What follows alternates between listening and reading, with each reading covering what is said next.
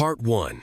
My name's Daniel Miller, and this is the story of how my wife's personal hygiene the lack of it tripped our marriage and family apart. My ex-wife's name is Nicole Carter Miller. We met through mutual friends who thought we'd be a perfect match. Nicole had just finished her business degree and landed a job at First Continental Bank, where she'd been accepted into their associate management program. Meanwhile, I had just moved to the city and started working at a local accounting firm, Marshall & Ross. One of my new coworkers, Max, decided to play matchmaker. He and his girlfriend, Alyssa, had been dating for a while, and they figured Nicole and I might hit it off. So, they set us up on a double date. Honestly, nothing screams thrilling romance quite like a night out between a rookie accountant and a freshly minted business grad. From the get-go, one thing was crystal clear. Neither of us had any plans to end the evening in bed. I mean, I wouldn't have minded if this average-looking blonde woman had pressed up against me, but she didn't. She practically recoiled any time I came close. If she had any curves, they were well camouflaged behind a thick sweater, ankle-length skirt, and a blazer fit for a snowstorm. Still, I was intrigued not physically, but intellectually. We had a surprisingly animated talk about our careers, goals, and what we both wanted out of life. Turned out, we were both from modest, middle-income backgrounds and had made our way into the big city to chase something bigger. I told her about my dream to become an entrepreneur, how I wanted to use my background in accounting to spot opportunities and outmaneuver the competition. She said her dream was to climb the corporate ladder, maybe take a couple of maternity leaves along the way, but otherwise work her way steadily toward the executive suite. That gave me hope. If she planned on having kids, it meant someone would eventually have sex with her, maybe even more than once. Who knows, maybe that someone would be me. We ended the night with a brief, awkward hug outside her apartment. No kiss, no spark. But hey, it beat drinking a six-pack alone in my one-bedroom cave of an apartment.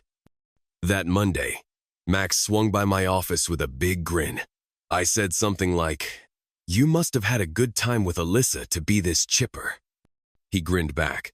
"Oh, we did, but this isn't about me. Nicole hasn't stopped talking about you since Saturday. Told Alyssa to tell me to tell you to call her. Kinda high school, huh?" I chuckled. It was a decent evening, but I didn't think I left that big of an impression. Apparently, Nicole disagreed. She saw something I didn't. A few months later, I got to see what was hiding under those layers of fabric. Let me tell you, under that librarian exterior was someone who could have graced the pages of a men's magazine. Full, round breasts. A toned, flat stomach. Hips sculpted by the gods. And that ass. Man, that ass. The kind that makes you forget your own name when she's walking away from you. She once told me that back in high school, her body developed faster than her confidence. She went from invisible to irresistible almost overnight. Guys were relentless grabbing, whispering crude things, constantly hitting on her. So she started dressing down, hiding behind baggy clothes to deflect the attention. Still, despite all that history and baggage, what we had was real. There was heat between us, passion, but more importantly, we respected each other. We listened, we laughed, and before long, we were in love. Marriage just felt like the next logical step. The kids, Emily and Zoe, weren't far behind. And yeah, the sex? It was already great before the kids, but after? Unbelievable. It's like having a family made us connect on an even deeper level. We bought a small starter house and, of course, the standard suburban minivan. Nicole kept rising in her career, taking on more and more responsibilities at the bank. I was thriving at Marshall & Ross. The firm's owner, Mr. Carter, took a special interest in Menno in the patronizing way, but like he genuinely saw potential. He offered me a leave of absence to prep for my CPA, and during that time, he personally mentored me. The stuff I learned from him, you couldn't find it in any textbook or online course. One afternoon, after a long day of closing out quarterlies, he invited me to lunch. That meal changed everything. "Daniel," he said between bites of his steak salad, "you're my best guy, but you're not going to thrive under the new ownership." I blinked, not following. He explained that he was in talks to sell the firm to a national accounting conglomerate of those bureaucratic beasts that suck the soul out of talented people. You're an entrepreneur at heart. You like building things, solving problems. If you stay on with them, they'll smother that fire in you, and before long, you'll hate waking up for work every morning. Then came the kicker. I think you should leave before the sale closes. Start your own practice. I'll make sure a few solid clients follow you so you're not starting from scratch. Just think about it. I was floored. No one had ever believed in me like that. All I could say was, thank you. I meant it too. This was a man I admired deeply. That weekend, I brought it up to Nicole. We sat at the kitchen table and talked it over. And over. And over. She didn't even let me finish before launching into her verdict. Don't do it, Daniel. Just stay with the new company. Be smart. Play it safe. Get a promotion in a couple of years. And you'll be making great money without the chaos of owning a business. Nicole, I said, I can't spend the next 35 years punching in numbers and hoping for a bigger cubicle. I'll end up resenting every balance sheet I ever touch. This is my shot to break out. To do what I've been dreaming of since college. I still think it's a bad idea, she replied, crossing her arms. We've got 2 little girls. We can't afford any more risks right now. I heard her concern, but all I could think was, if not now, when? She huffed, pushing her chair back. Fine, I won't stop you, but if this blows up, I'll be furious, and don't expect me to bankroll your midlife crisis. She opened a new checking account the next morning and made it clear. I'll cover half the household bills. You better cover the rest. I'll do my best, I told her. But what I wanted to say was, thanks for the support. Not. She followed up with one last zinger. No loans, no financial help, and absolutely no partnership with her bank. She wanted to be on the sidelines, far from the wreckage if wreckage was what came. Honestly, I had zero plans of involving her bank anyway, especially after the way she'd treated me. But something told me she'd be real interested once I started pulling in serious money. The first year was rough. Nicole's income was steady, while mine fluctuated like a roller coaster in a hurricane. I'd land a few good clients, then go a month with next to nothing. She'd sigh every time I handed her my half of the bills late, but I kept at it. By the end of the second year, I was actually bringing in more than she was. But of course, she didn't care about that. It's not consistent, she'd say. You need predictable monthly income. Boring. Meanwhile, my business model was evolving. I wasn't just crunching numbers anymore. I was advising startups, identifying opportunities, helping people make strategic decisions. That's what lit me up. So I did something bold. I capped my personal income at Nicole's level, and any money above that, I invested it back into the business. If a prospect was promising enough, I'd waive or cut my consulting fees in exchange for a small equity share, usually 5 to 15%. In return, they got not just bookkeeping, but ongoing insight, feedback, and analysis from someone with skin in the game. Part 3. I'd waive or slash my consulting fee in exchange for a slice of equity 5 to 15% ownership, depending on the deal. On top of that, I'd drop their monthly accounting charges to make it easier for them to keep me on. It was a win-win. They got my expertise without needing a pile of startup cash, and I got a foot in the door of businesses I believed in. For me, this wasn't just about spreadsheets anymore. It was about strategy. I helped shape companies, not just track their dollars. And as those companies grew, my equity became more valuable than any fees I had given up. Sure, it made the books hard to audit since I had a financial stake in many clients. Separating income from investment got fuzzy, but I didn't mind. I was building something real. And per the agreement, any client could buy back my shares at a pre-negotiated market rate. That worked just fine for me. But there was one person who hated this setup with a passion. Nicole. She didn't like the fact that I was investing in unproven startups. Said it was reckless. Said I was gambling with our future. Eventually, I just stopped telling her about it altogether. My company's reported revenue didn't look like much, but that was the point. I wasn't stacking monthly paychecks. I was building equity, assets that didn't show up at their true value on my balance sheet. The shares I acquired were logged at cost, and that cost was usually low. It didn't reflect the potential they held. Because I'd built a solid team, sharp, reliable people who could handle operations without me, I had the rare privilege of spending more time with Emily and Zoe. During tax season, that time shrank, of course, but I still made it a point to never miss a school play, a recital, or a soccer match.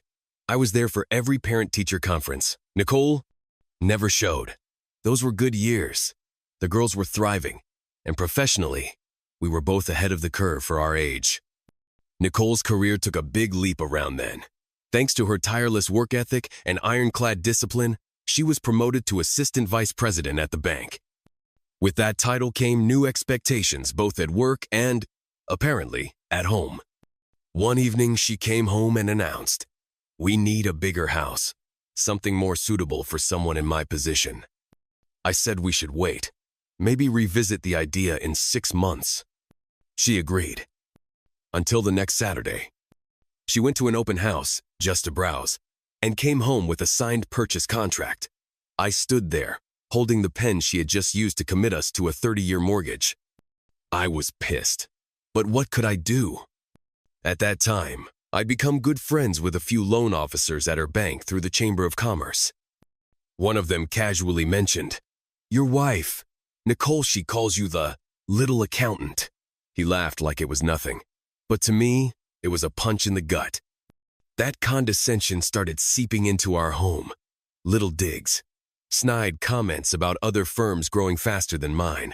Jabs about how I wasn't doing enough while she was climbing ladders and collecting titles. I noticed I wasn't invited to the bank's Christmas party or the summer barbecue.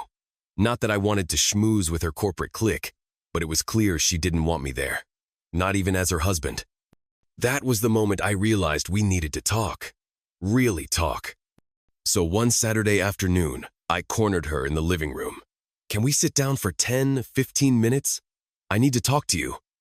She looked up from folding laundry with a mix of irritation and disgust. "It can wait. I have some of your socks to wash." "Thanks, but this is important." "Then it can wait until tonight," she said over her shoulder. I waited until the girls were in bed. I planned to bring up how she had brushed me off all day as proof that my needs were just background noise in her world. But when I finally sat down across from her that night, "I think it's wonderful," I whispered, holding her close, even though part of me still felt emotionally distant, like I was hugging someone through a fog. For that brief moment, though, it felt like we might have found our way back to something real, something that wasn't driven by obligation or resentment. But let's not pretend this was a Hollywood turning point. The truth is, I had tried for more than a day to get just 15 minutes of her time, and every time I reached out, she brushed me off like I was an annoying pop-up ad. Saturday night, she was too tired. Sunday morning, the girls were getting ready for church, and she couldn't be bothered. Then, as the girls ran off to play with the neighborhood kids, I caught her on her way out the door. "Nicole," I asked gently, "do you have just a few minutes to talk?" She snapped her head toward me like I'd insulted her. "Why are you still on about this? You've been pestering me all weekend, running around like a kid begging for his mom's attention. Can't you see I'm leaving?" "I'm helping my mom with her checkbook. I'll be back in an hour. Can it wait?" "It's already been 24 hours since I asked for 15 minutes, I said, trying to hold back the bitterness building in my chest. "I can wait one more hour." Well, 4 hours passed. No apology, no explanation. She just walked in, dumped her things, and rushed into the kitchen to make dinner like nothing had happened. It was like the last 30 hours didn't even exist for her. After dinner, as we cleared the plates, I turned to her. "I think now's the right time to talk." The look on her face was pure disdain, like I'd just insulted her mother or stepped on her dog. "I feel like we're drifting," I continued. "I'm really worried about us. We don't talk like we used to. You don't treat me with the same respect you did before. And honestly, I don't feel like you even see me as your husband anymore." Nicole slammed her fork onto her plate. It clattered so loudly the girls froze in place. Even Emily dropped her spoon and looked back and forth between us, eyes wide. "I don't think this is the time or the place for that conversation," Nicole hissed through gritted teeth. "I can't believe you're doing this in front of the girls. You should be ashamed." I took a breath and steadied myself. "Nicole, I tried to talk to you privately for the past 30 hours. You shut me down each time. Now the girls are watching, and yeah, maybe this isn't ideal. But what choice did you leave me? Is there something going on that I need to know about?" Without another word, she stood up, grabbed her plate, and marched into the kitchen. Then, like it was nothing, she grabbed her keys and walked out the front door. The silence left behind was deafening. My daughters just stared at me, stunned. Zoe was the first to speak. "Are you and Mom getting divorced?" she asked, her voice trembling. I knelt beside her. "No, sweetheart. No one's getting divorced. Do you remember how you and your sister argue sometimes? Well, grown-ups argue too. That doesn't mean we don't love each other, or that we don't love you." Emily nodded slowly, and I added, "Mom didn't run away. She just needed to go for a drive. To cool off, that's all." That seemed to settle their nerves for now, but mine were still twisted up like a pretzel. After they went to bed, I washed the dishes and half-heartedly responded to a few emails in my office. Then I took the girls' nightlight routine and tucked them in myself. Nicole was still gone, and honestly, I didn't care. If she didn't like it, she could sleep on the damn sofa. Almost midnight, the bedroom door creaked open. Nicole walked in, didn't say a word. She stripped silently and climbed into bed. I lifted the blanket for her, unsure if I was welcoming her back to our life or just to our mattress. She pressed herself close to me and said softly, "I'm not saying I was wrong, but I'll try to treat you with the same respect I expect from you." I wrapped my arm around her and whispered, "That means a lot." But deep down, something felt broken, and I wasn't sure either of us knew how to fix it. "I want to be the best husband for you," I told her, and I meant it. That one line seemed to ease the tension in the house for a little while, at least. We slipped back into routine, and for the next couple of years, things felt almost normal again. But then came her next promotion. Nicole was named Vice President of Regulatory Compliance at the bank. Her job now was to ensure full adherence to the endless rules laid out by the FDIC, the Federal Reserve, and the Comptroller of the Currency. She was perfect for the role of meticulous, by the book, allergic to risk. In her world, if it wasn't specifically approved by an official body, it simply wasn't allowed. I, on the other hand, had a much looser interpretation of legality. My philosophy? If there's no rule against it, then it's fair game. Naturally, this made for a lot of tension between Usher, the rule-worshipping enforcer, and me, the creative strategist who lived in gray areas. It was probably for the best that she didn't know about most of my investments. They were all legal, sure, but they'd give someone like her a heart attack. Around this time, Nicole developed a sudden interest in girls' nights out. Every Tuesday, without fail, she'd announce she was attending a bachelorette party or some sort of corporate ladies' mixer. At first, I thought nothing of it. Our daughters, Emily and Zoe, already 16 and 14. They didn't need babysitting, but they sure as hell still needed parents. I made sure I was always around every evening, every practice, every performance. Nicole, not so much. One Tuesday night, I was in the office when I heard a string of expletives explode from the master bathroom. I ran upstairs to find Nicole hunched over the sink, muttering, "Damn it, damn it, damn it." "What's wrong?" I asked, trying not to sound too concerned. She spun toward me with an expression like I'd just ruined her life. "My damn wedding ring fell into the sink. Can you save it, or do I need to call a plumber?" The way she said it like I was some incompetent handyman irked me, but I kept my cool. "If it's stuck in the siphon, I can get it. Just give me a minute." Then, in that same sarcastic tone she'd perfected over the years, she added, "Don't worry, I don't need it tonight anyway." That one line stopped me cold. "You don't need it tonight? Why?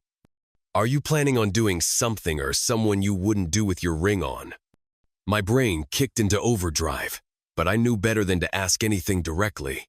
Her mood had been venomous for weeks, and she'd get defensive the second I hinted at suspicion. So I stayed quiet, but my radar was on high alert. She disappeared into the bedroom. Curious, I peeked in and saw her slipping into lingerie I'd never seen before. Tiny, lacy, definitely not for a typical Tuesday girls' night out. She turned away quickly when she caught me looking. "Just a night with the girls," she snapped, pulling her top over the thong. "Like every other Tuesday?" I asked, already knowing the answer. I headed to the garage to get my pliers and try fishing her ring out of the drain. She vanished out the door without saying goodbye. When I got back to the bathroom, I had to move a bunch of her crap to reach the trap beneath the double sink. That's when I saw Iton ordinary brown toilet paper box tucked behind her beauty supplies. Curious, I opened it. And there it was, a full enema kit. I froze. What the hell? Nicole always complained about having irritable bowel syndrome and chronic stomach issues, but why would she need this? And then, as I inspected it, I noticed something. The nozzle was wet. Still wet. The kind of detail that changes everything. My gut twisted. All at once, a nauseating wave of realization hit me. I'd worked with enough sketchy clients and half-legal startups to know how to research when something smelled off. And right now, everything stank. I made a decision. I was going to treat this like any due diligence I'd ever done on a business venture. I'd gather facts, I'd connect dots, and when the time was right, I'd act. But first, I had to get that damn ring out of the pipe.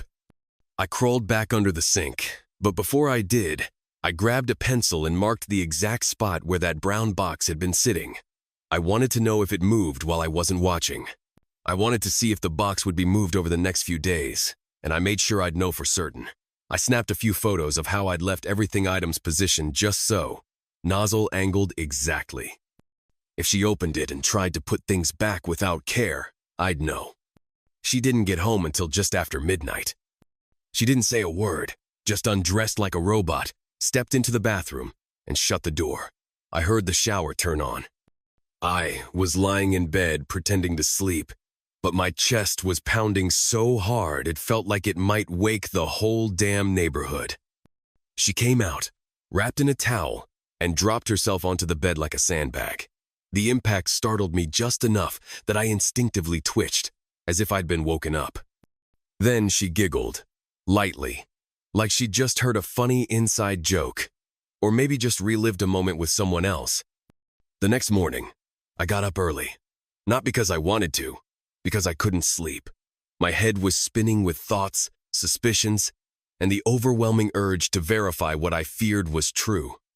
I made sure to close the bathroom door when I showered, but the truth? I was stalling. I wanted time to check the brown box. When I opened the cabinet, sure enough, it had been moved. The box was an inch off my pencil line. The items inside weren't in the same order I left them. The douche nozzle? Still wet. Again. She had prepped cleaned out before bed, but not for me. It was a hard truth to swallow, but I was done denying what was in front of me. Whoever she was seeing, it wasn't casual. It was regular, intentional, and clearly physical. The signs were all over the house. The lingerie, the changed patterns, the ring accidentally lost. And now this. So I went a step further. Carefully, with gloved hands, I retrieved the thong she'd worn out that night still damp. Still holding secret sand, sealed it inside a Ziploc. Then I sent it to a private lab for testing. I needed biological evidence, something concrete, in case I had to go to court. As an accountant, I'd helped many clients through divorce. I'd seen how assets were split, how the house usually went to the custodial parent, how child support played out. I knew exactly what I'd be dealing with. If I didn't act smart, Nicole would end up with the house, and I'd be the one visiting my girls every other weekend while she played house with some other guy under my roof. Number. That wasn't going to happen. I'd proven I could earn a living. I'd proven I was a dedicated father. Now I had to prove she wasn't a fit mother. But not through court battles or smear campaigns. I was going to let her destroy herself. Nicole was a perfectionist, a control freak. She needed everything to go just right every minute of every day. And when it didn't, she unraveled, snapped, became nasty, cold, even cruel. I'd seen her do it to her employees. I'd seen her lash out at the kids over something as small as a missed homework assignment. So I decided to let the chaos in. Quietly, I snuck over to her alarm clock and turned it off. Nicole hated being late. It made her crazy. After the kind of night she clearly had, she would want to sleep in. I was going to make sure she did. The next morning, as the girls came down for breakfast, they asked where Mom was. She got in late, I said casually. She's probably still sleeping. They nodded, unfazed. Teenagers like sleep, too. Later, I checked her phone. The night before, I'd seen her texting furiously. So I pulled up her video playlist and hit play on mute. I knew she had a big staff meeting that morning, said it was career critical. Maybe, just maybe, her battery would die before she even made it out of bed. 1 hour later, I heard a scream followed by my name, shouted like a curse word. Apparently, it was my fault she'd overslept after screwing whoever she'd been with the night before. The irony would have made me laugh if I wasn't so pissed. She tore through the house like a tornado, barking at the girls, throwing on makeup, and yanking a brush through her hair with enough force to deroot her scalp. I slipped into the garage to avoid the explosion and to enjoy the show from a distance. One of the tires on her Lexus had just enough air let out to trigger the dashboard alert. She hated warning lights, hated anything that stood between her and the illusion of perfection. That bright orange icon on her screen was enough to push her into full meltdown mode. And, of course, Emily and Zoe didn't escape her wrath either. She was snapping at them over cereal bowls, rushing around in a whirlwind of perfume, foundation, and profanity.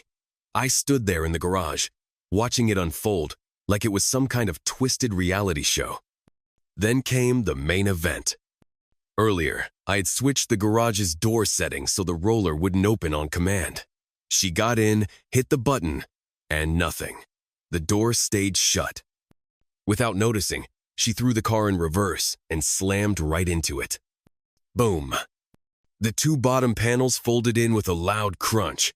It sounded like metal admitting defeat. The girls and I came to the door just in time to see her losing her mind behind the wheel, yelling, flailing, punching the steering wheel like it had personally betrayed her. But we didn't hear a word of it. The windows were up. It was like watching a silent movie about an unraveling woman in a luxury vehicle. I calmly straightened the garage panels by hand and manually lifted the door. It let out a screech that could have woken the neighborhood dogs. Nicole screeched out of the garage, her tires narrowly missing the mailbox by inches. And you know what? I smiled. This was going to be way more fun than I thought. I wondered what she'd do when she tried to call the office and realized her phone was completely dead. Probably freak out. Good. The less I heard from her today, the better. I hugged Emily and Zoe and said, "Mom's just a little stressed this morning. She'll be fine when she gets home tonight. She still loves you, just not me so much." We all laughed. A weird, cathartic laugh that kids shouldn't have to make.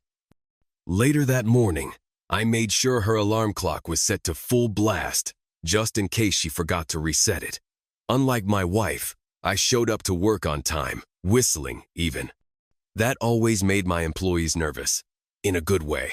They knew when I was in a good mood, something big was coming. It stayed that way until around 10 a.m., when my phone vibrated so hard it nearly launched off my desk. I looked at the screen. Of course, her. I picked up, cheerful. "Good morning, my dear." That's all I managed to say before she went full banshee. "Get your ass over here and fix my goddamn tire. I nearly died driving this piece of crap." I held the phone a few inches away, rubbing my temple. If you had let me take the Mercedes like I asked, this never would have happened. But new. Now fix it. I replied calmly. "You've got AAA. Call them. That's what they're for." "Fuck you," she snapped. and hung up. I stared at my phone for a second and smiled. That had gone well. I poked my head into my assistant's office and said I had a few errands to run and would be back after lunch. My first stop? A security supply store. I bought a few small cameras and a voice recorder discreet enough to tuck inside a purse. I wasn't going to wait around for the truth anymore. I was going to document it. Then I went home and set everything up. Living room, bedroom, clear angles. Nothing too obvious, but nothing she'd spot easily either. I fixed the garage panels well enough that they were functional, though they looked like they'd been assaulted by a blindfolded forklift. Frankly, I liked the look. It told a story, and the neighbors were probably enjoying it too. Once I got back to the office, I dove into our financials. We had one joint credit card. I canceled it. We shared a single checking account for groceries and bills. I left that open but made a note to transfer exactly half of our expenses into it every payday. No more, no less. Nicole wanted independence? Fine. She was about to get it. I got home before Nicole that evening and started making dinner. The house was quiet, almost peaceful, until I heard the garage door groan and shriek like it was being tortured.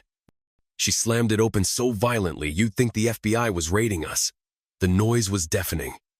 Both Emily and Zoe jumped in their seats at the kitchen table, startled. Then came the footsteps fast, sharp, furious. Nicole stormed into the kitchen with fire in her eyes. "I've never had such a goddamn shitty day," she hissed at me like a threat. "I'm going upstairs to soak in the tub. Don't bother me." She spun around and vanished up the stairs. The girls and I continued our dinner like scared middle schoolers passing notes under the table. We whispered. We barely moved. The air was so thick with tension you could have cut it with a butter knife. Later, I cautiously made my way upstairs and knocked softly on the bathroom door.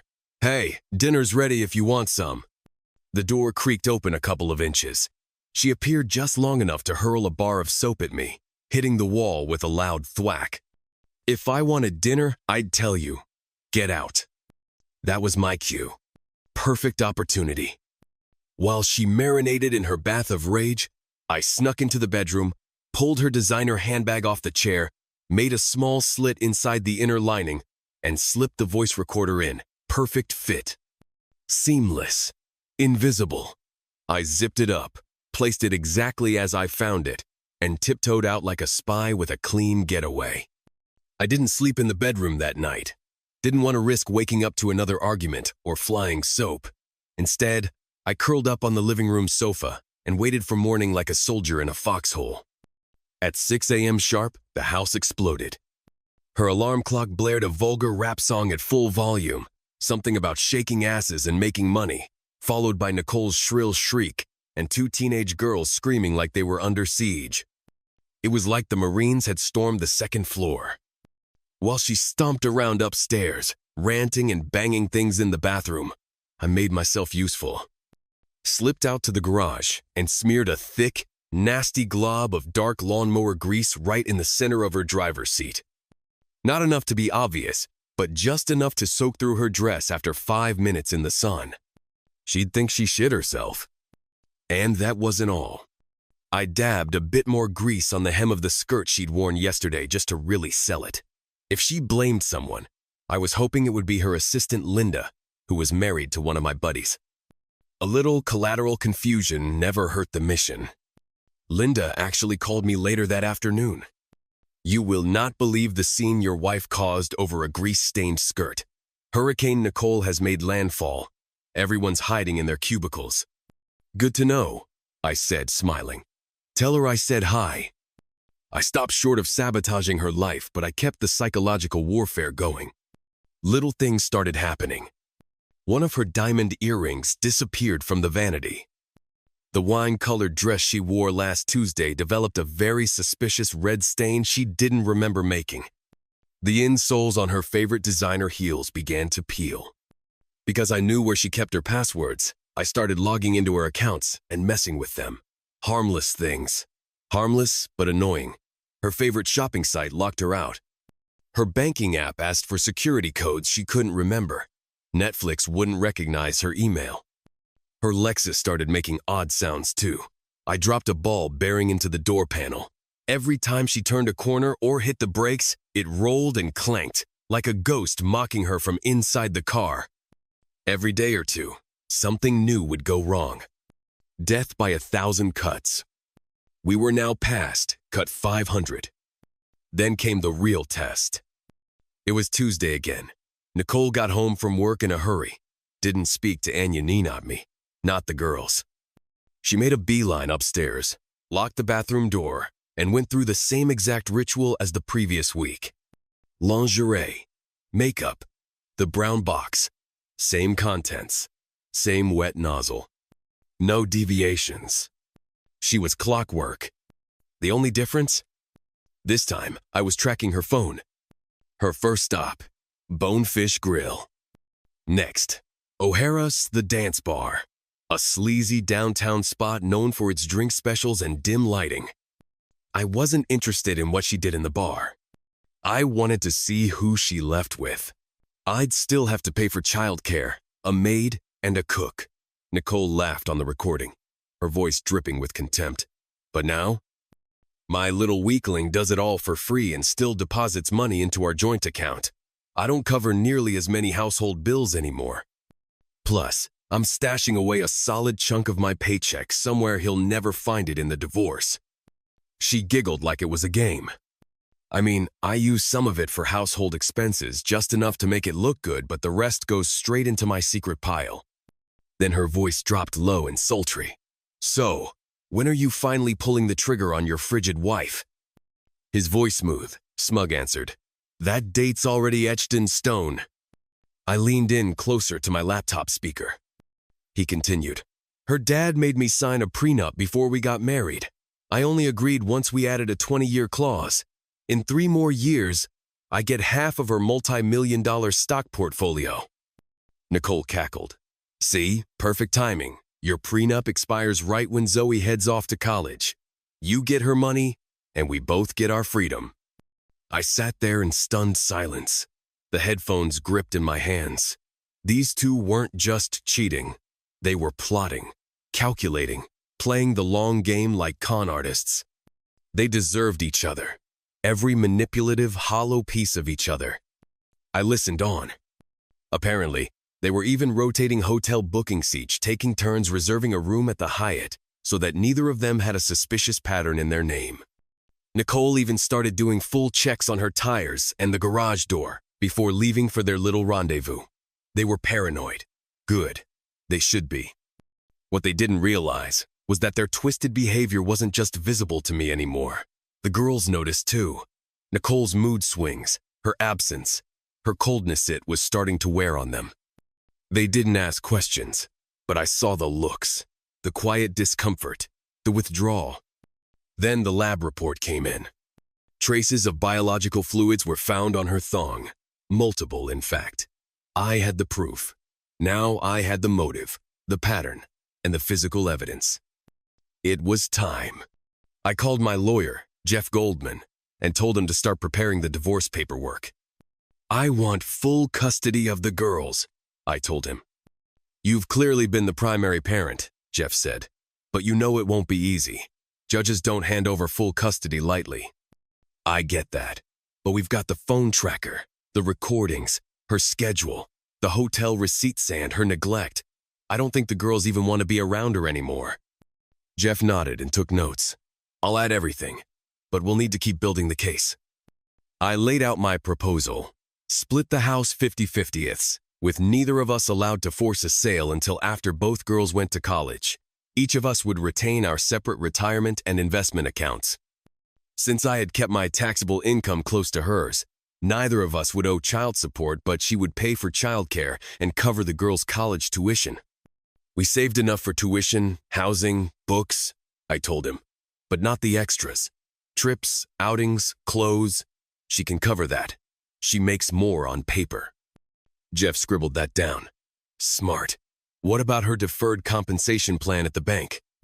She enrolled in it after making VP. I'm leaving it alone for now. But if she tries to come after my equity in the business, I'll bring it up fast. From that moment forward, I shifted into divorce prep mode. I started moving important documents, keepsakes, and irreplaceable items into storage, quietly, without a trace. Every night, I backed up my computer to an external hard drive and locked it away in a separate location. No chances. I planned to keep the house, but I had no idea how Nicole would react once she was served the papers.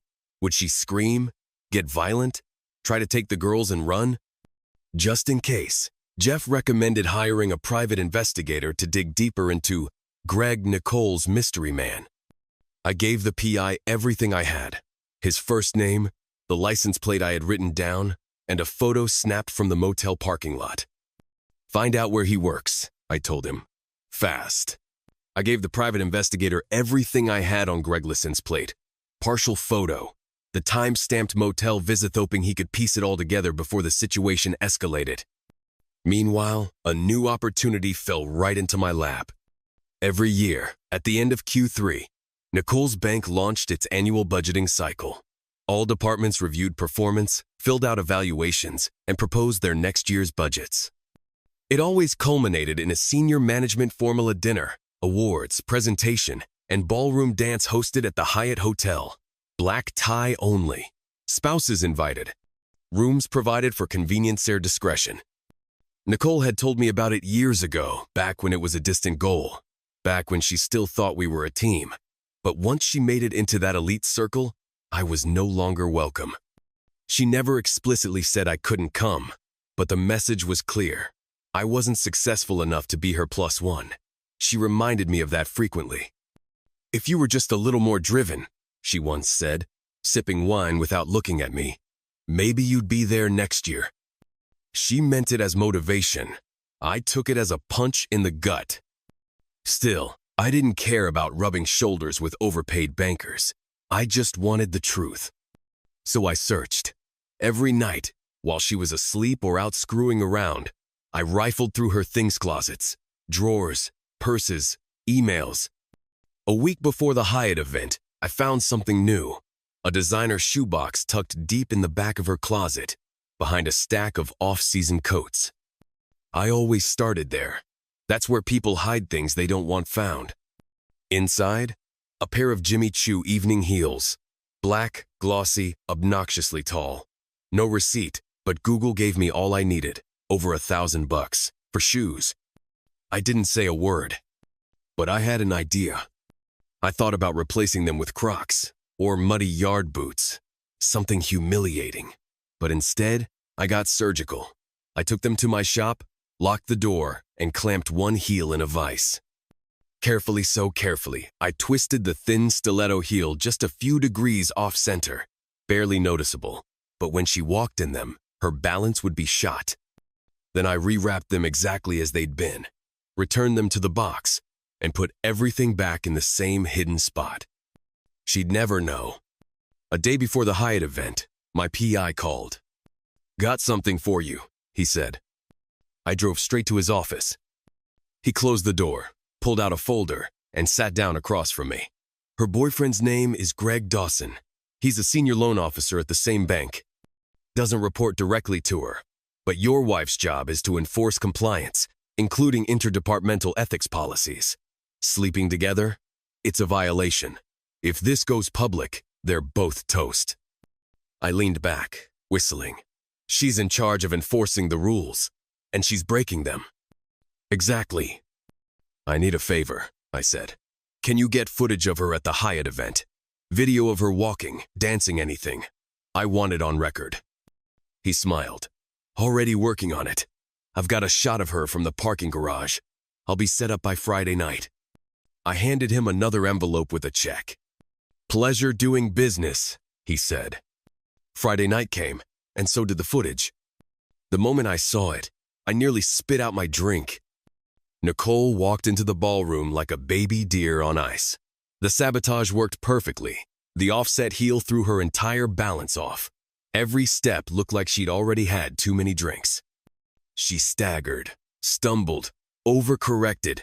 When she finally lost it, she went sideways into a table, knocking over 2 bottles of red Wine into the lap of an executive's wife. People gasped. One woman shrieked. Others tried to help her up while her face turned bright red.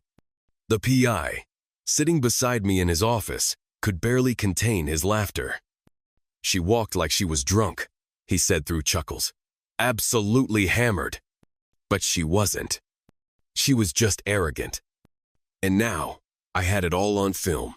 I seriously considered submitting the video to America's Funniest Home Video. All I'd need was Nicole's signature on the release form. And honestly, if she saw how ridiculous she looked, stumbling in heels like a newborn giraffe, maybe even she would have laughed. But I doubted it. Later that night, Nicole and Greg disappeared into his hotel room. They stayed there all night. My PI captured everything thanks to a pinhole camera slipped beneath the hotel doorframe. Just enough angle to verify who went in and who stayed. Isn't modern surveillance wonderful? Nicole got home Saturday before noon, like nothing had happened. But we didn't see her again until late Sunday morning. If there was ever a time she should have dragged herself to church, it was that day. Spiritually bankrupt, emotionally vacant, but physically home. And now, another opportunity. Nicole had started coming home every Wednesday afternoon looking completely wiped. I always assumed it was just midweek burnout or maybe the aftermath of her not-so-secret Tuesday nights. She'd walk in, mumble a hello, and disappear into the master bathroom for a soak in the tub. That bath was her sacred time. But this Wednesday was mine. I timed it perfectly, waited until she was upstairs, wandering the bathroom, adjusting the taps, trying to find that perfect temperature-to-bubble ratio. I heard the faucet running, then the sink. She was prepping her little ritual. While she was distracted, I slipped into the utility room. Our house had separate water lines running through a control manifold. Each faucet could be isolated. And today, the hot water line to the bathroom got turned off. Cold water only. I returned to the hallway and listened. The tub filled. The water stopped. I waited just long enough for her to settle in, probably neck-deep in lavender foam, then flipped the hot line back on. Seconds later, the house shook with the scream. Son of a bitch! She had stepped into what she thought would be a warm, relaxing bath and, instead, got plunged into a frigid nightmare. The soap made the tub slippery. She flailed, slipping, sloshing, grabbing for anything to keep from going under. I ran upstairs, failing not to burst into laughter. When I opened the door, I found her soaking wet, cursing the world, trying to claw her way out. She grabbed the towel rack for support, yanked it right off the wall. It took everything I had to keep a straight face. I reached under the water and helped lift her out. She was shaking, drenched, muttering curses that would make a sailor blush. And then slap. Right across my chest. "You think this is funny? No hot water? What the hell is wrong with you?" I didn't answer. I just stepped back and watched as the girls drawn by the yelling rushed in. And what did they see? Their mother, naked, wet, and absolutely losing her mind. And she turned on them next. "This is your fault," she shouted, pointing a dripping finger. "You used up all the damn hot water. Because of you, I couldn't even relax after the day I had." The girls stood frozen, wide-eyed and shaking. Then they began to cry. Emily tried to explain. "We didn't touch the hot water, Mom. We swear." "Shut up!" Nicole screamed. "I don't want to hear your excuses. Just get out of my sight." And they did, running, crying, slamming their bedroom doors behind them. I stood there stunned. I had expected her to rage at me. She always did. But the girls? That broke something in me. I miscalculated. I didn't think she'd unload on them. Not like that. Then she turned to me, dripping, furious. "What the hell are you staring at, you useless goat? Go fix the damn bathtub. Can't you do one simple thing right in this house?" I walked her over to the faucet, turned the hot water back on slowly, and watched her eyes narrow as the temperature rose. "There you go," I said quietly. "Plenty of hot water." She stood there, fuming, silent, scalded not by the bath, but by her own embarrassment. I didn't say another word, just turned and walked away. I took her hand, gently let some hot water run over it, and said softly, "See? You've got plenty of hot water." She didn't say a word. I just looked at her for a few seconds. No sarcasm, no fight, just silent disbelief. Then I turned and walked away, left her in the bathroom, and told the girls to grab their coats. We didn't eat the dinner I'd been cooking. I couldn't imagine forcing the girls to sit across the table from the same woman who had just screamed at them. Instead, I drove us to a diner a few blocks away. But they weren't hungry. They were still sobbing in the back seat, silent tears and sniffles that broke my heart. I pulled over. "I'm really sorry you had to hear all of that," I said gently. "You didn't deserve it. You're wonderful kids. I'm so proud of both of you. Please, forgive your mother for what she said. And forgive me for letting it happen. I should have stopped it sooner. I'm sorry." They didn't say much, but the crying slowed. They nodded. That was enough for now. It reminded me cruelly that I had to be smart. I couldn't just rip the girls away from Nicole. I had to lead them out carefully, make sure they felt safe and loved during the separation. They deserved better than a battlefield for a home. We drove around for a while before heading back to the house. It was quiet. We didn't speak much. When we got home, the kitchen was still cluttered with unfinished dinner prep. I left it all and went straight to the living room, collapsed onto the sofa, and closed my eyes.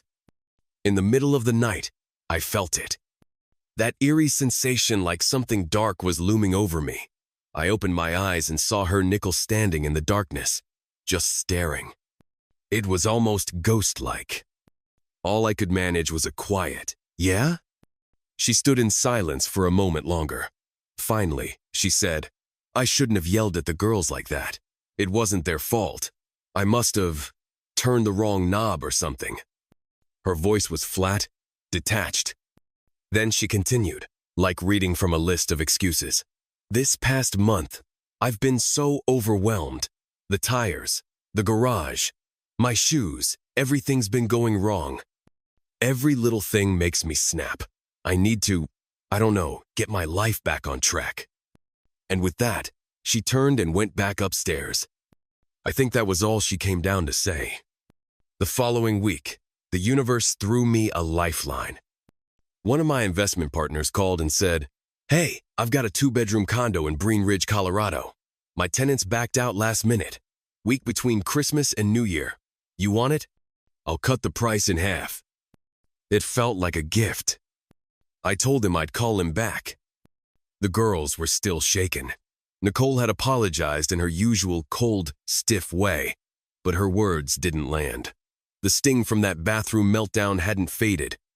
They were walking on eggshells around her, and I could feel their emotional exhaustion. So I asked them, "How would you two feel about going skiing in Colorado? Just the three of us for a week?" They didn't even let me finish. They practically launched themselves at me, hugging and kissing my face with more excitement than I'd seen in weeks. That evening, I booked the flights to Denver, round-trip tickets for 4. Because as much as I wanted to escape with the girls, I wasn't done trying to salvage what was left. I decided to offer Nicole one last chance to be part of our family. I paid extra to make the tickets refundable. When she got home that night, she was cleaned up, freshly dressed, trying to wear her usual composed bank executive mask. We sat down for dinner-forced, silent bites. I didn't bring it up directly. I asked Emily to. But she shook her head, hesitant. So Zoe volunteered. "Mom," she said between bites, "Dad rented a 2-bedroom apartment in Green Ridge for Christmas break, between Christmas and New Year. We thought, maybe you'd want to come. It'll be fun." Nicole smiled faintly and opened her mouth to respond, but then paused. Her eyes shifted, calculating. That's when I saw it. Her eyebrows lifted slightly, and a smirk curled at the corner of her mouth. "I'd love to, honey," she said in her softest, most sugary voice. "But it's the end of the year, and the bank needs everything balanced by the 31st of December. All the money has to be accounted for. It's really important." She looked me in the eye when she said it. "I'm really sorry." I was sorry, too. Sorry that Zoe looked so crushed. Sorry that Nicole gave such a pathetic, Obviously, fake excuse. The compliance department doesn't handle year-end financials, not even close. They don't touch balance sheets. They don't reconcile income statements. Hell, they don't even look at the numbers. You don't need to be a CFO to know that. The smirk she gave after declining the invitation? That was the tell. She wasn't staying behind for work. She was staying to spend 7 uninterrupted nights in our Homer bed with Greg. But that's fine. I had my own plans. The following week, before we flew to Colorado, my private investigator upgraded all the cameras in our house to Wi-Fi. That meant I could stream the footage in real time. No waiting, no wondering. Whatever happened while I was gone, I'd see it. And I wasn't even interested in watching them have sex. I wasn't in it for the porn. What I really wanted was the moment everything went sideways. That moment came fast. On the morning of our flight, I added a secret ingredient to Nicole's precious ritual, jalapeno pepper juice. I carefully, lovingly coated the tip of her douche nozzle and even gave her tube of Preparation H a few extra spicy drops. If she wanted it hot, well, she was about to get it. When we left for the airport, Nicole was the picture of domestic serenity. Sweet smile, warm hug, even kissed the girls on the forehead. "Be safe," she said. I gave her a long look. "I love you, Nicole." She didn't even flinch. "Love you too." The flight was smooth. The rental car ride through the snow-draped mountains was picture perfect. Zoe and Emily had never seen the Rockies before. They stood on the deck of our rented condo, inhaling the scent of pine trees, faces glowing like kids on Christmas morning. It felt peaceful. I excused myself, set up my laptop, and connected to the live camera feed back home. Right on cue, Nicole got home around 6 p.m. She walked in like she owned the place and headed straight upstairs to the bathroom. I didn't need a camera in the bedroom. I wasn't about to watch that mess. But I had the landing, kitchen, and hallway covered. I watched her go in. Then, a few minutes later, boom! She came stumbling out of the bathroom, tripping over her own feet and shrieking like she'd been set on fire. I couldn't hear her, but I could see everything. Her face bright red, contorted with pain, her hands flailing, legs twitching. She was trying to walk, but kept grabbing at her backside, nearly tumbling down the stairs. Apparently, she'd discovered that her life-saving hemorrhoid cream had turned into napalm. Add in the enema with jalapeno tip? Yeah. Hot girl summer came early. I leaned back, smiling, imagining my PI watching the same feed with popcorn. Greg wouldn't be visiting tonight. Maybe not all week. What a tragedy. The girls and I headed into Breen Ridge's little downtown, which looked like it had been cut straight from a snow globe. Lights sparkled, garlands draped across old lampposts. There was a full foot of fresh snow on the ground, and everything smelled like pine and cinnamon and wood smoke. We grabbed pizza from a cozy, over-decorated place on Main Street. Afterward, we walked off dinner under the lights. The girls heard music coming from somewhere and followed it like moths to a flame. It was a teen Kluba safe spot for high schoolers to dance, hang out, and just be kids while their parents sipped overpriced wine somewhere else. "Dad," Emily asked, eyes wide with hope, "can we go in? Just for a little bit?" I looked at both of them. They'd been through hell the past few months. If anyone deserved to dance, it was them. "Sure," I said, smiling. "Just check on me from time to time." I found a quiet table away from the DJ booth, grabbed a Diet Coke, and settled in. From where I sat, I could watch them laugh, dance, spin under the lights like everything was finally okay again. And for the first time in a long time, I let myself breathe. I sat at my table, sipping Diet Coke and reading emails, not worrying for once that the girls were off on their own. They kept glancing back at me between songs, and I'd raise my glass every time like a little inside joke. Still here, still watching. It didn't take long for them to make friends. Within minutes, they were laughing and dancing with 2 boys who seemed just as friendly and harmless. The music was loud, but the atmosphere was safe. All around the dance floor, parents kept quiet watch from tables. some texting, some sipping coffee, others just smiling to themselves. Across the room, a woman caught my eye. She was stunning, but not in that airbrushed, artificial kind of way. No, she was the kind of beautiful that made you do a double take without even realizing it. Ski pants hugged her legs so tightly they looked painted on, and a soft, form-fitting sweater curved around her like it had been made just for her. Despite the freezing temps outside, she radiated warmth, this effortless, grounded kind of confidence. She looked up from her table, searching the dance floor. Our eyes met, and we both smiled, instinctively, like we were in on some shared joke. She was there with two boys, who popped by her table every few songs to grab money, snacks, or soda. Meanwhile, Emily and Zoe had started orbiting around them more than the dance floor itself. I could tell they were intrigued. I was just finishing a work email when I looked up and saw her walking toward me. She wasn't the only one getting attention. Half the men in the room had turned their heads, but she was headed straight for me. "You must be Zoe and Emily's dad," she said with a playful tilt in her voice. "Why don't you come join the rest of your family instead of sitting over here like an exile?" I stood, maybe a little too quickly, and smiled. "I'd love to. My girls are good judges of character. If they've been hanging around your table, I guess that's a compliment." She laughed, her eyes lighting up. "I'm Donna. My sons Zach and Michael are 16 and 14. But the way they act, you'd think they were just months away from 21. I chuckled. "Sounds familiar. Mine are the same age." "Of course they are," she said, laughing. "Figures." There was something so easy about her. No pretense, no weird energy. Just calm, kind presence. She'd been watching my daughters the whole time, engaging with them, talking to them, making sure they felt included. "They're sweet girls," Donna said. "Really sweet. You should be proud." "I am," I said. "Thank you. And your boys seem like they've got good heads on their shoulders.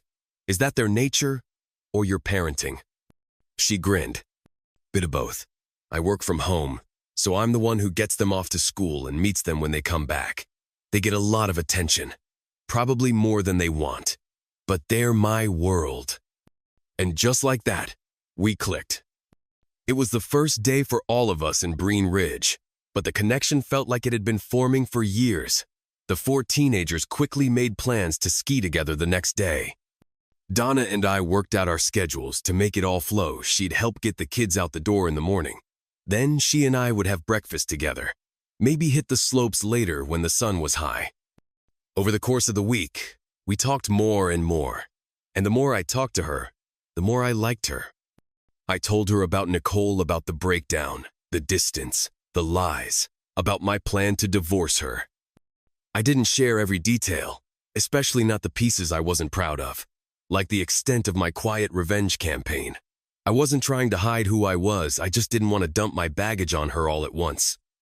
What mattered was that she understood, really understood. Turns out, Donna had been through her own hell. Her husband had been killed by a drunk driver 2 years earlier. She wasn't bitter, but you could feel the weight of it still clinging to her like mist. We both struggled with forgiveness of others and sometimes of ourselves. Talking to her was like breathing for the first time in months. On our last night in Breen Ridge, Donna and I had dinner together, just the two of us for the first time that week. No teenagers, no schedules, no chaos. Just a quiet table, good food, and an emotional exhale neither of us knew we needed. Afterward, when the kids were off in their rooms, we ended up on the couch, talking, then holding hands, and then kissing. Slow at first, tender and uncertain, but soon it turned into something much more. We made out for nearly half an hour, and it felt good, not just physically but emotionally, like I had finally connected with someone who saw me for who I was and didn't treat me like a disappointment. By the end of the trip, it wasn't just me and Donna who felt like we needed more time together. All four teenager boys, my girls, seemed to agree that whatever this thing was between us, it felt right. Natural, easy. And that clarity made the next decision easier. It was time to end my marriage with Nicole. When we got home, she looked haggard, tired, worn out, like someone who'd survived a minor war. I almost pitied her. Almost. Maybe she should have come with us to Colorado. Maybe she would have found something worth holding on to. But she didn't. And now, whatever we had left it was gone. I didn't even bother checking the cameras. I didn't need to. I'd seen enough the night we left. Watching her limp down the stairs, red-faced and howling in pain after discovering her jalapeno-enhanced self-care products, was all the closure I needed.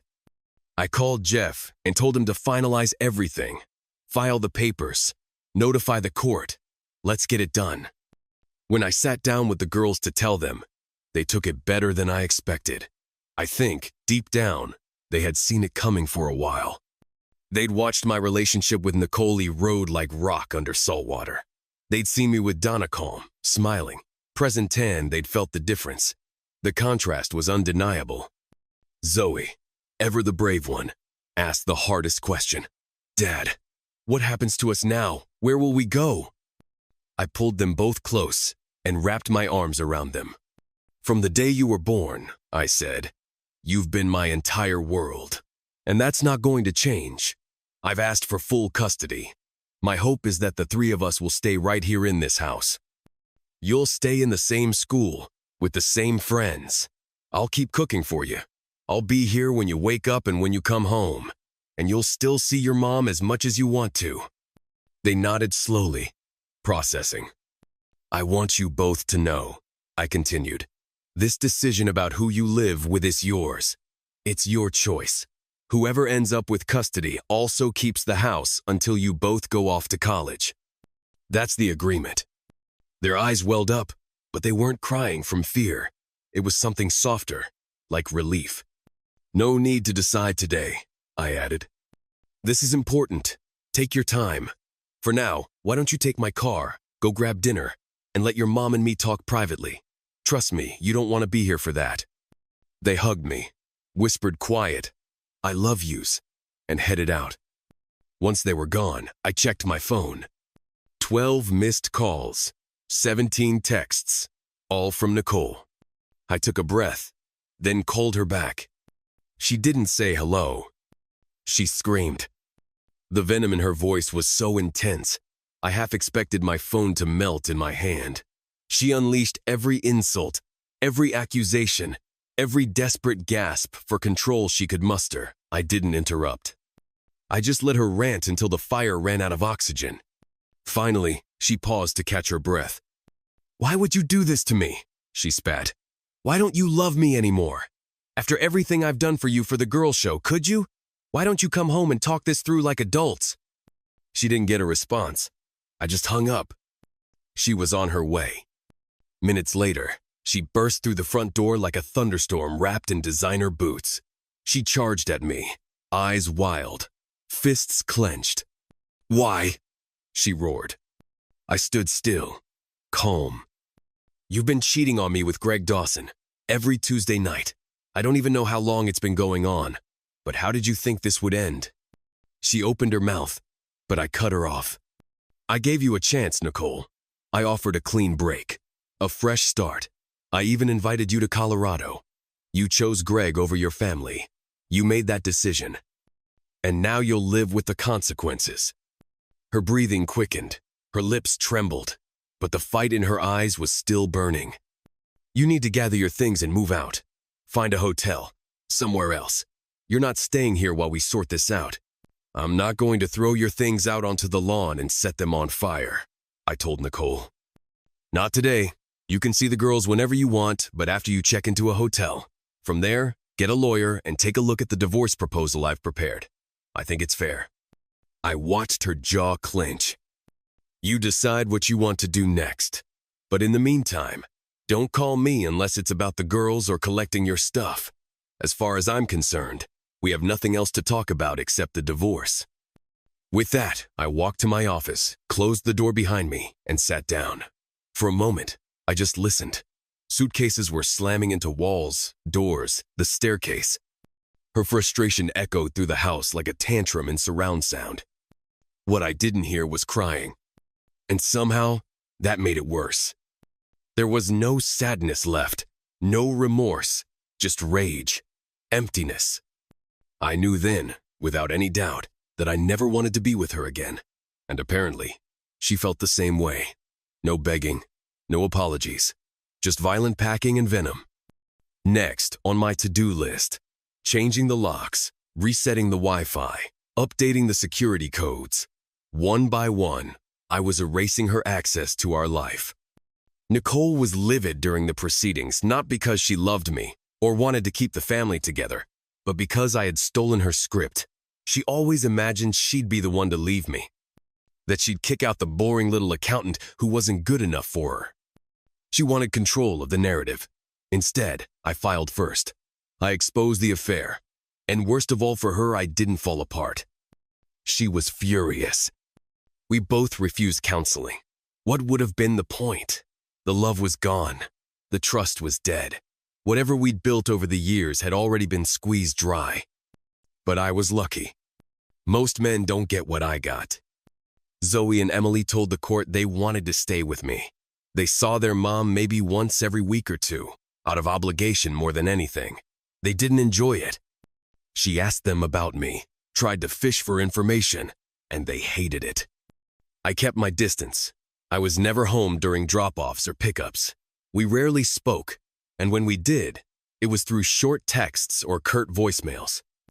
Nicole wanted nothing to do with my business. She despised everything. It stood for freedom, independence, success on my terms. So she kept her $401k and deferred compensation package, thinking I didn't know about them. Let her keep them. She paid for childcare. Her health insurance was better anyway. I never told her I knew she was using the Hyatt as a hookup hotel. That truth was still tucked away in my pocket, just in case I ever needed it later. She took most of the furniture she thought was elegant or expensive. She left us with the unsophisticated stuff-scratched coffee tables, mismatched chairs. I didn't mind. The girls and I made it work. We made it home.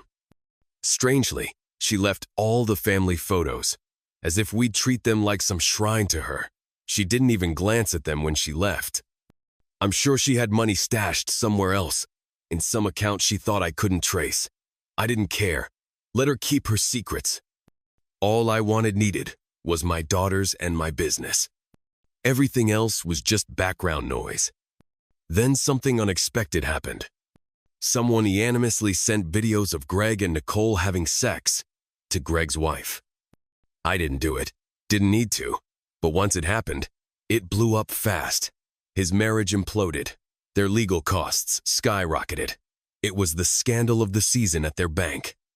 Executives whispering behind closed doors. HR scrambling. Greg and Nicole moved into a sleek apartment in a trendy downtown building, thinking their new life would be glamorous. I wonder how they'll fare when the thrill fades, when there's nothing left but silence and shame. Meanwhile, back in the real world, I invited Donna and her boys over for a weekend visit. No, we didn't sleep together. We both agreed if we're setting an example for 4 teenagers, we'd better get it right. That didn't mean we didn't hold hands, didn't kiss, didn't fall asleep on the same couch after long conversations and soft laughter. She was my reset button, my medicine, a warm presence to help me forget the cold way my marriage had ended. We both knew where it was headed. There was something real between us. Donna already had her own place. She wasn't rushing to fill some void. We were careful. We were honest. We didn't have problems yet, but we had 2 16-year-olds who liked each other, shared snacks, and slept in adjacent bedrooms. So yeah, we stayed alert. Donna worked from home as a registered nurse. She did claims research for a health insurance company. So I built Donna the perfect office in my home. A quiet, sunlit room at the back of the house, complete with a custom desk, shelving for her files, and a reliable setup for her remote job in medical claims research. She worked as a registered nurse for a health insurance company, and she deserved a space that felt like hers. We fit together in a way I never thought possible after the collapse of my marriage. About a year later, I reached out to an old friend, someone I trusted who worked as an auditor at a top CPA firm. I shared a little story with him, just a tip, really. 2 senior employees at a major bank had been using corporate credit cards for personal, romantic rendezvous during work hours. He thanked me, casually, said he'd look into it. 3 weeks later, the audit findings landed on the desk of the bank president. They didn't go public. No press releases. No arrests. But both Nicole and Greg were terminated quietly. Fired. Gone. The bank also notified their bond insurer about the fraud. And now, that company is pursuing them both in civil court, trying to recoup the losses. Since they were bonded employees, their actions had triggered claim-sand consequences. And those consequences rippled fast. The insurance company barred Nicole and Greg from working together again anywhere. No bank, no finance firm, no brokerage in the country would take them as a pair. Their reputations were scorched. After Nicole lost a chunk of her deferred compensation, they were forced to move out of their luxury apartment and into something much less glamorous. Greg's life continued to unravel. His ex-wife came after him hard, winning custody and a sizable portion of his income. His financial future is toast. And all I could think was she should have waited.